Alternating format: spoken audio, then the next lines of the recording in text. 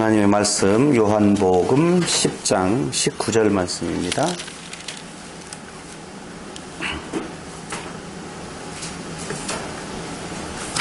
이 말씀을 인하여 유대인 중에 다시 분쟁이 일어나니 그 중에 많은 사람이 말하되 저가 귀신 들려 미쳤거늘 어찌하여 그 말을 듣느냐 하며 혹은 말하되 이 말은 귀신 들린 자의 말이 아니라 귀신이 소경의 눈을 뜨게 할 수 있느냐 하더라. 아멘. 계속적으로 요한복음 10장에서는 예수님께서 하나님이시라고 하는 사실을 빛이요, 또한 양의 문이요, 또한 선한 목자라라고 하는 내용으로 정확하게 우리에게도 또한 가르쳐주고 있는 내용을 같이 살펴보았습니다. 이 이야기는 말씀드린 대로 소경의 눈을 뜨게 하신 빛과 관계가 있다라고 말씀을 드렸어요. 이제 우리가 오늘 공부할 내용이 10장 22절에서 수전절에 대한 내용으로 이어집니다. 어쨌든 예수님의 하신 그 이적적인 표적과 그리고 선포하신 진리의 메시지를 통하여서 두 부류의 사람으로 나누어지는 것을 우리는 볼 수가 있습니다. 흔히 사람들이 와봐라 라고 하는 타이틀로 교회마다 예전에 부흥회를 했었던 적이 많이 있습니다. 이게 와봐라 라고 하는 타이틀이 붙었다 라고 하면 와봐라 말씀을 통해서 증거되어지는 예수님이 그리스도 되심과 하나님 되심을 한번 확인해봐라 이런 뜻이 절대 아니에요. 와봐라 라고 하는 전제가 붙으면 거기에는 표적적인 일이 일어난다, 기적적인 일이 일어난다, 안전뱅이가 일어난다, 뭐 이런 내용으로 신비적인 일들이 일어나는 모습을 보라고 사람들을 초청하는 경우가 많이 있죠. 그때는 부흥회 가면 당연히 그런 일들이 일어나야 되는 걸로 생각을 했고 또 안수받는 것이 너무너무나 당연한 일로 받아들여졌었다라고 하는 겁니다. 그런데 오늘 19절로 10장 19절로 그 이후에 보면 21절 혹은 말하되 이 말은 귀신 들린 자의 말이 아니라 귀신이 소경의 눈을 뜨게 할 수 있느냐 하더라. 그러니까 이전에 많은 이적이 일어난 것 같지만 사실은 그렇지 않다는 거예요. 이전에 사람들이 깜짝 놀랄 만한 일들이 많이 일어난 줄로 생각하고 있지만 안 그렇다니까요. 그래서 제가 가끔 가다가 농담 반 진담 반으로 이야기하는 것이 그 알지 못하는 이적이 일어났다고 말하지 말고 확실하게 잘라진 사람들만 모아다가 한번 진짜 자라나는 것인지 안 자라나는 것인지를 좀 보여줘라 라고 이야기하는데 다른 암병 같은 것은 오라고 초청해가지고 낫게 해준다라고 이야기하는데 손가락 끊어진 사람은 오라고 해서 길어나게 한다는 말은 없더라고요. 신학교에서 이걸로 인하여서 다툼이 일어났었을 때 저보고 오히려 불신앙적인 생각을 가지고 있다고 그래요. 그런 말 하는 것을.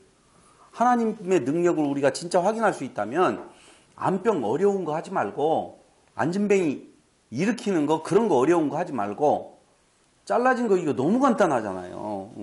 예수님이 그건 안 해가지고 이건 잘라진 걸 예수님이 행하지 않았기 때문에 이건 할 수가 없다. 그런데 제가 이 말을 할 때 저를 불신앙적인 사람으로 생각하더라 이거죠. 시험한다라고 하는 쪽에서 하나님의 능력, 하나님의 역사를 네가 시험하려고 하느냐라고 하는 쪽에 같은 동료 전도사님들의 공격을 많이 받았어요. 그럼 어찌 손가락은 시험이라고 말하고 암병은 낫게 해준다라고 하는 말은 시험이라고 안 하는지 모르겠어요. 난 그게 좀 이해가 안 되더라고요. 그래서 어떤 병은 시험이고 어떤 병은 시험이 아니냐. 암병은 예수님께서 나은 적이 있어요? 뭐 없어요.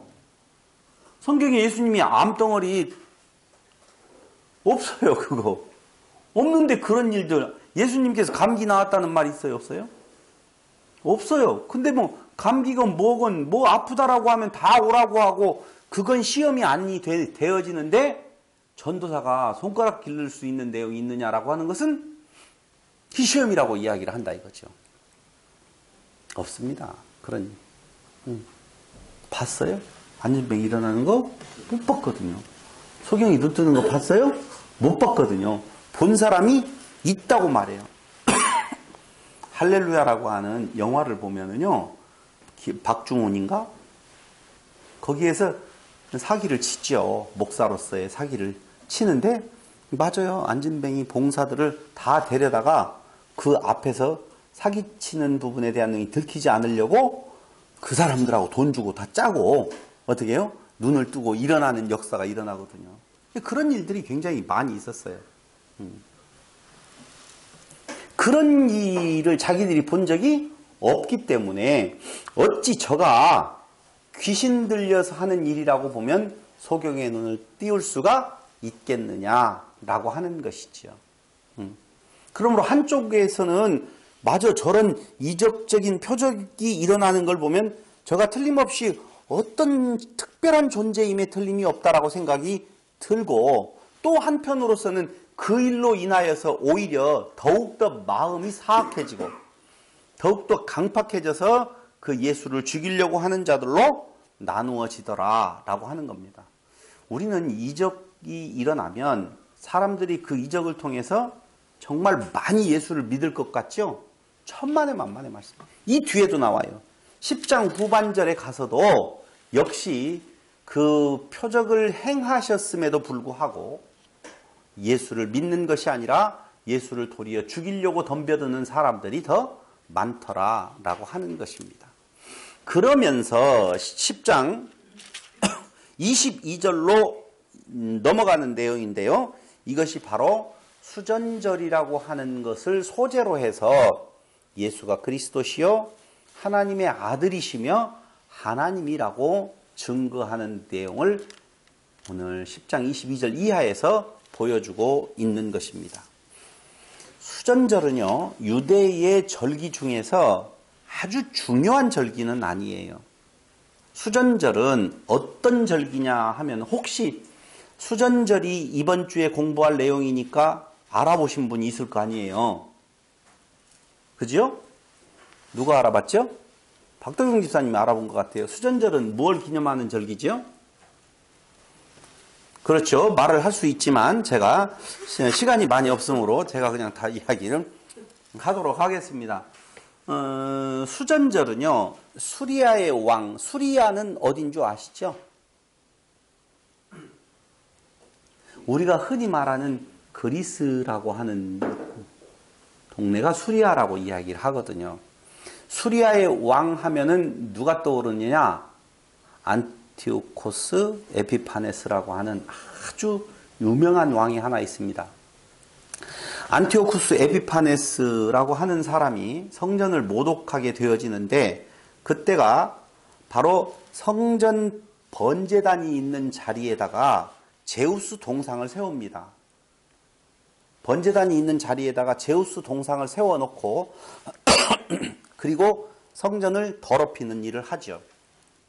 유대인들에게 있어서는, 이스라엘 백성들에게 있어서는 그것같이 치욕스러운 일이 없다는 겁니다.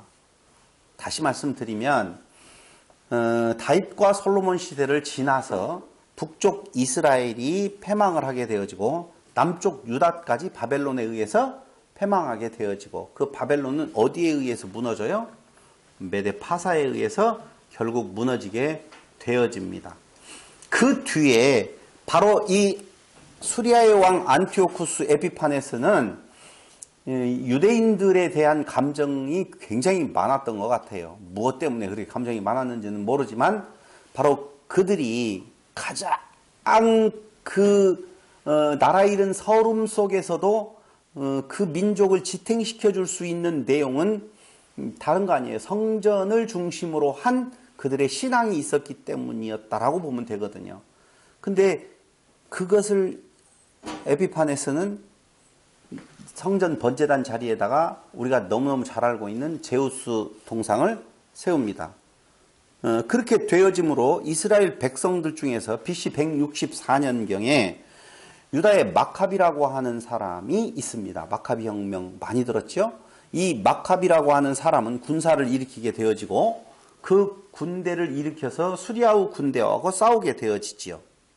누가 이겼겠어요? 그렇죠. 뭐 여러분 너무 잘하시네요. 마카비의 군대는 수리아의 군대를 물리치고 성전을 정결케 합니다. 더럽혀진 성전을 정화하고 봉헌한 이 날을 기념하기 위해서 이스라엘 사람들이 특별한 날로 정해서 그 절기를 지키는 것이 수전절이라고 하는 거예요. 수전절이라고 하는 의미. 그런데 이 수전절이라고 하는 것은 한우카라고 이야기해서 봉헌절이라고도 말을 합니다. 그러니까 똑같은 말이에요. 우리가 히브리 말로 한우카, 봉헌절, 수전절 다 똑같은 말이에요. 근데 이때가 바로 언제냐면요. 유대 종교력으로 9월인데요. 양력으로 말하면 우리가 지금 사용하고 있는 양력으로 말하면 11월에서 12월 요 기간입니다.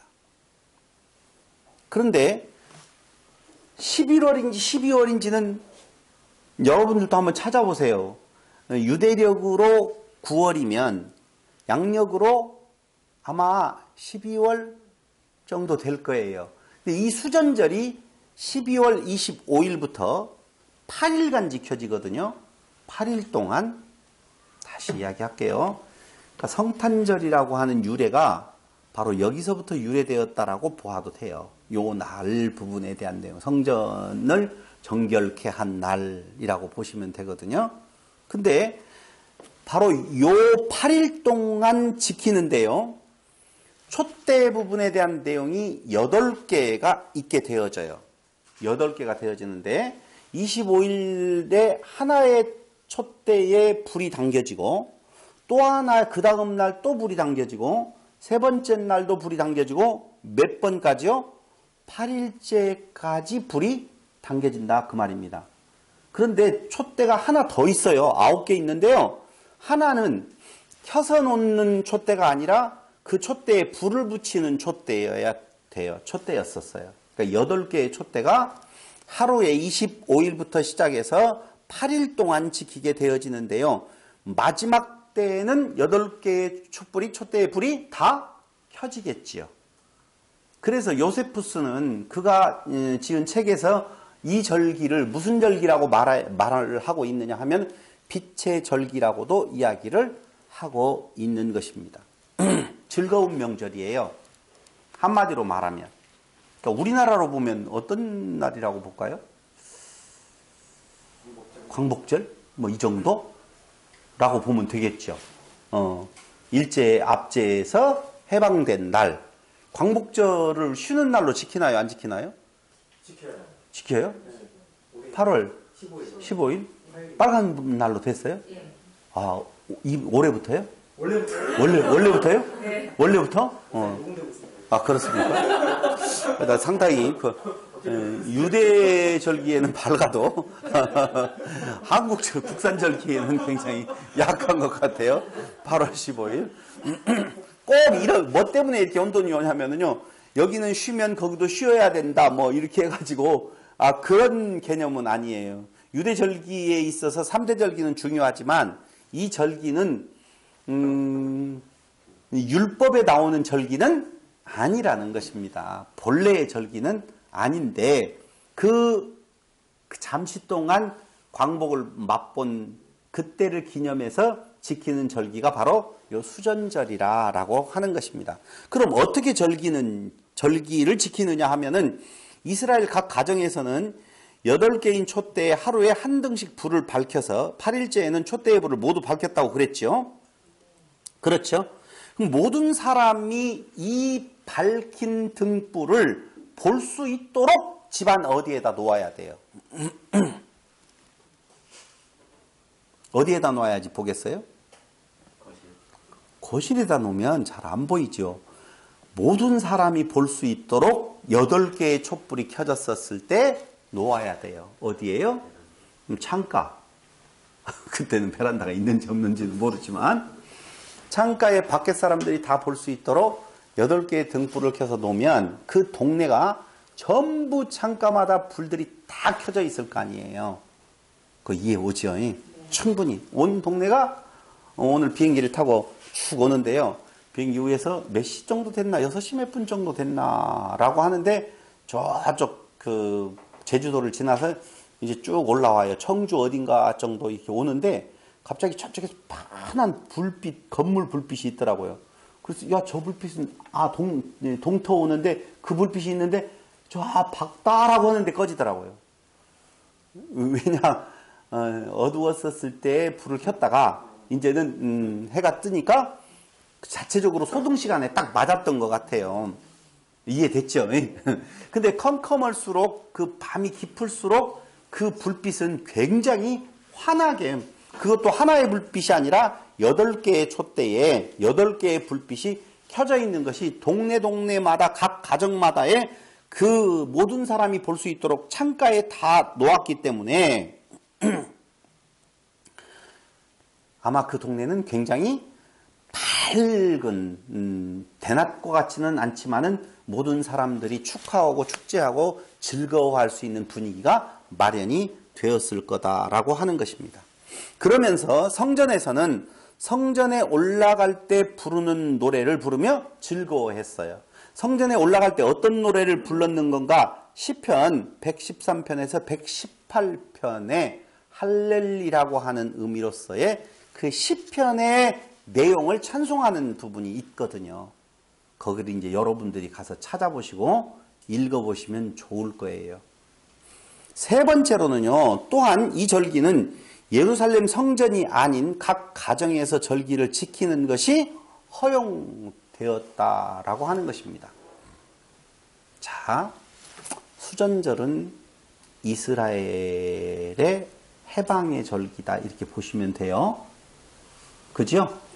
율법을 줄 때는 해방의 절기는 있어요, 없어요? 없어요, 당연히.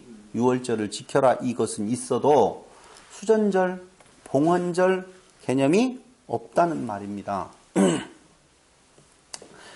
그런데 그 절기는 밝은 불하고 연관되어져 있고, 두 번째는 하나님을 찬양하는 노래가 성전으로 올라갈 때는 부르면서 올라갔고, 그 절기는 꼭 성전에 가서 지킬 것이 없이 어디에서도요, 각 가정에서도 지킬 수가 있었다라고 하는 것입니다.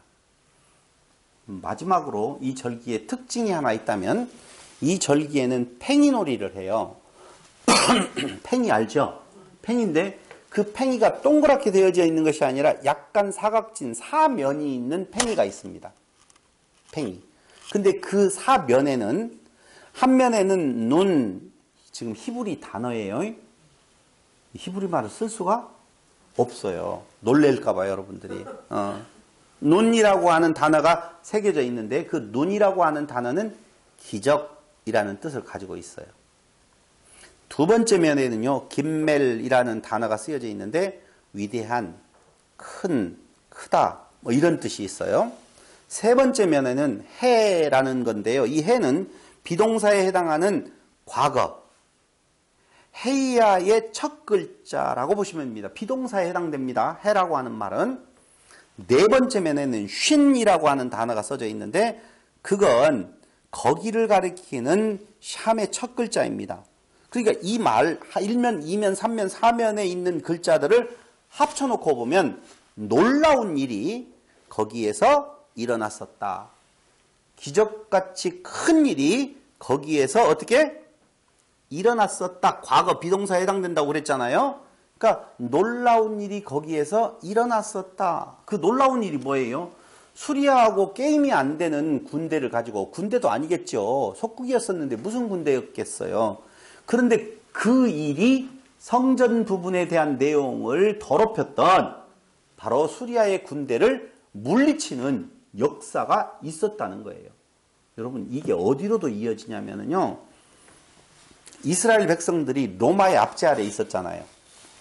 로마의 압제 아래 있었을 때에 바로 티투스 장군에 의해서 반란을 일으키게 되어지고, 티투스 장군이 예루살렘 성을 둘러싸고 그들을 완전히 멸망시켜 버립니다. 근데 그들이 뻔해요. 로마라고 하는 군대는요, 엄청난 군대입니다. 그런데 그 엄청난 군대 앞에서 그 게임이 되어지지 아니하는 그들이 예루살렘 성에서 끝까지 항전을 하잖아요. 마지막 1인까지 죽기로 항전을 하잖아요. 어디에서 그런 힘이 났었겠어요? 이 사건이. 게임이 안 되는 싸움을 성전을 더럽힌 바로 그 에피파네스 수리아의 군대를 하나님의 능력이 놀라운 일이 그곳에서 일어났었다. 하나님의 역사는 성전을 더럽히는 자에게 심판이 내려졌었다. 그 말이거든요. 그러므로 예루살렘 성전은 무너진다 안 무너진다? 안 무너진다라고 생각을 했기 때문에 끝까지 가보면 하나님께서 하늘에서 불을 내려서 저 로마 군대를 다 없애버릴 거라고 생각을 했던 것이요. 그럼 잘 보세요. 성전에 대한 내용이 있어요. 성전하고 연관되어 있었죠. 성전하고 두 번째 빛하고 연관이 되어 있었다고 말씀을 드렸어요. 이 수전절이라고 하는 것은. 그런데 예수님이 당신을 가리켜서 성전이요, 당신이 성전이요, 빛이라 말씀을 하고 있는 것입니다. 그러니까 이 수전절의 빛의 축제는 무엇이냐라고 하면 성전을 되찾는 것을 기념하는 수전절 안에 누가 있다? 예수께서 있다 그 말이에요. 수전절의 본래의 의미는 그 수전절의 그 의미 안에 예수께서 들어있으시다 그 말이에요. 한마디로 말을 하면. 그러니까 해방이라고 하는 것은 참 성전 되시고 참 빛 되신 그분에 의해서 죄로부터의 해방이 일어나는 것이지, 그곳에서 놀라운 일이 일어나는 것이지, 그 어떠한 다른 요소로 인하여서 구원함에 이를 수 있는 방법이 없다는 거예요. 보세요. 성경은 절기에 대해서 분명하게 언급을 합니다. 절기는 출애굽기 12장 14절에 보면 한번 찾아보셔도 돼요. 출애굽기 12장 14절.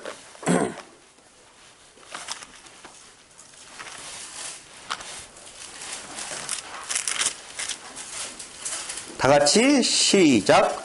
너희는 이날을 기념하여 여호와의 절기를 삼아 영원한 규례로 대대에 지킬지니라. 물론 율법에 있는 절기는 아니라고 했지만 하나님의 역사를 통해서 기념하는 절기들 속에도 이미 하나님께서 계시되어 있다는 것입니다. 그런데 하나님께서 지키라고 주신 그 절기는 무슨 절기다? 아니 거기 나와 있어요. 무슨 절기라고? 여호와의 절기라 그 말입니다. 다시 말씀드리면은요, 보편적으로 많은 사람들이 생각을 할 때 절기를 지키라고 하는 그 율법을 내가 행함으로 나의 의가 있는 걸로 생각을 한단 말입니다. 근데 절기는 그걸 지킴으로 말미암아 자기 의를 쌓는 것이 아니라 여호와의 절기라고 해서 그 절기를 통하여서 여호와를 무엇하라? 기억하라 그 말이에요. 그럼 어떻게 기억을 하게 되어지는 건가? 사실은요, 모든 절기는 결국 누구를 말하고 있느냐? 예수를 예표하고 있는 거예요. 우리가 지금 배워왔던 모든 절기들도 다 누가 들어있었어요? 예수께서 들어있으셨다 그 말입니다. 절기의 실체는 예수 그리스도인 것입니다. 그럼 여호와의 절기라는 말을 쓰신 이유가 뭐냐? 여호와께서 그 절기를 어떻게? 지키신다, 성취하신다 그 말이에요.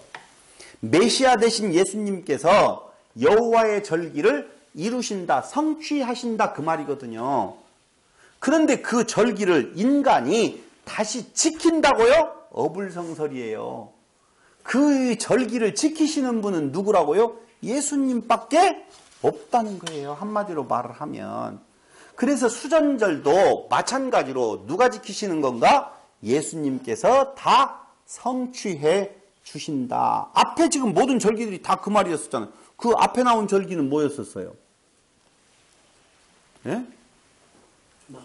초막절이었었잖아요. 초막절도 다 누가 지키셔요? 예수님께서 그걸 다 이루신다, 성취하시는 내용인 것이거든요. 그런데 얼마나 우리 신앙에 문제가 많이 있는지 하나님께서 주시는 여호와의 절기는 그만두고 오늘날 우리는 주일날을 안식일인 것 같이 주일을 내가 어떻게 하는 거예요? 성수한다 그러잖아요. 거룩히 지킨다 그 말이잖아요. 어림도 없는 이야기예요. 뭔 성수를 해요. 주일이라고 하는 내용을 안식일의 내용을 가져다가 따서 안식일에 변형된 신약의 형태로 주일이라고 하는, 그리고 그 주일을 무엇해야만이 되는? 지켜야만이 되는, 지키지 아니하면 하나님의 저주가 있는 것처럼 말하는 것은 그건 하나님의 절기를 자기가 도적질하는 거라니까요. 주일은 안식일이 아니에요. 그날 그 시간에 나와서 예배드리지 아니하면 벌 받는 것이 아니에요. 이 말이 어떻게 중요한 건가? 거꾸로 말하면 그 주일을 지켰다라고 해서 하나님께서 특별한 복을 내려주는 일이 없다는 거예요. 도리어 절기를 지키자라고 말을 하면서 거룩하게 지키려고 하는 것이 그리스도를 부정하게 되어지는 사단의 장난이라고 보시면 돼요. 오늘 우리는 큰일 났죠. 주일날 시간도 제대로 안 지켜서. 뭐 오늘만 안 지켰나요? 평소 때도 항상 늦었는데요. 평소 때보다 더 빨리 온 것 같아요, 제가. 평소 때 11시 10분에 왔으면 11시 9분에 온 것 같아요, 오늘은. 그래요, 여러분. 우리 인간이 무엇인가 윤리와 도덕적인 거, 성경에서 말하는 율법을 지킴으로 말미암아 그 의로 내가 하나님의 구원함에 들어갈 수 있다라고 생각하는 것은 진짜 말이 안 되는 어불성설이다라고 하는 것입니다. 그래서 오늘 수전절이라고 하는 내용을, 여기 예루살렘의 수전절이 이르니 때는 겨울이라, 예수께서 성전 안 솔로몬 행각에서 다니시니 유대인들이 애워싸고 가로되 당신이 언제까지나 우리 마음을 의혹해 하려나이까 라고 이야기를 해요. 의혹해 하다라고 하는 말이요, 의혹해 하다, 이 말을 헬라어에서 그 원래 의미로 따져보면은요, 의혹해 하다라고 하는 아이론이라고 하는 헬라어는요, 위로 듣다, 제거하다라는 뜻이 있어요. 의혹해 하다. 그러므로 이 말을 더 쉽게 설명을 해버리면은 그들 마음속에 영혼이 제거되어서 수용 불가함에 놓이게 되었다, 이렇게 보시면 돼요. 그게 뭐가 제거되었다고요? 영혼이 제거되어서 수용 불가, 말씀이 들리지를 않게 되어진다, 그 말입니다. 아, 보세요. 여기 그렇게 나오잖아요. 유대인들이 애워싸고 가로되 당신이 언제까지나 우리 마음을 의혹해 하려나이까 그리스도 여든 밝히 말하시오. 보세요. 말하시오. 그러니까 예수님께서 뭐라고 그래요? 대답하시되 내가 너희에게 말하였으되 믿지 아니하는 도다. 내가 내 아버지의 이름으로 행하는 일들이 나를 증거하는 것이오늘 너희가 내 양이 아니므로 믿지 아니하는 도다 라고 이야기를 해요.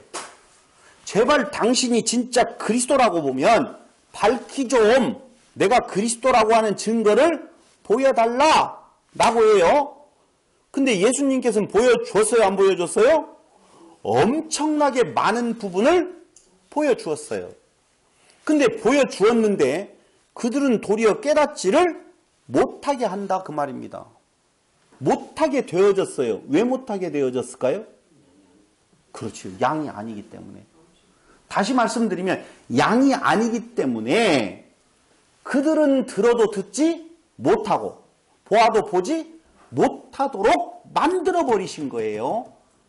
예수님께서요, 말씀을 전하실 때에 무엇으로 말씀을 전하시느냐 하면은 우리가 잘 알고 있죠? 뭘로 전했어요? 비유를 들어서 메시지를 전하셨어요. 왜 비유를 들어서 메시지를 전하셨을까요?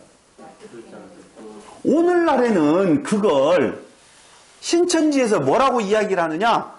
비유, 그때 당시에 그 비유를 그렇게 말했으면 어떻게 하는 자가 있다?